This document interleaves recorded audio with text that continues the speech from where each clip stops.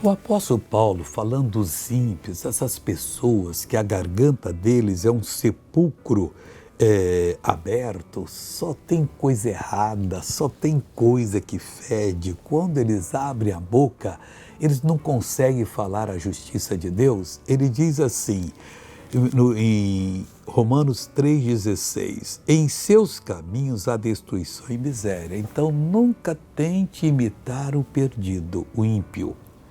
Porque nos caminhos dele só há destruição e a miséria. Se você trilhar esse caminho, você vai ter muito problema. E tem gente que não entende porque está sempre com problema, com acidente, com quedas e passando situações difíceis, porque está trilhando o caminho do ímpio. Nesse caminho só há destruição e miséria. E no caminho de Jesus só há vida com abundância, só há maravilhas, prodígios e sinais. Deus vai fazer algo grande na sua vida.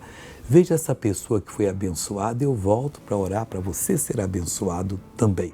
Há quanto tempo você tinha esse problema? Há mais ou menos 3 anos, missionário. 3 anos. Até onde você conseguia baixar? Sem dor.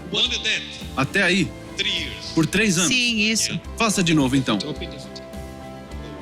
Graças a Deus. Vamos orar agora? Pai, o meu propósito agora é abençoar essa pessoa. Porque no caminho do ímpio só há destruição e miséria, mas no caminho do justo, que é Jesus Cristo, meu Senhor, há vida e vida com abundância, a cura divina, a libertação, a solução de problemas. Pois eu amarro toda a ação do diabo e mando, saia dessa vida em nome de Jesus. Bom dia, meu amigo, Deus te abençoe.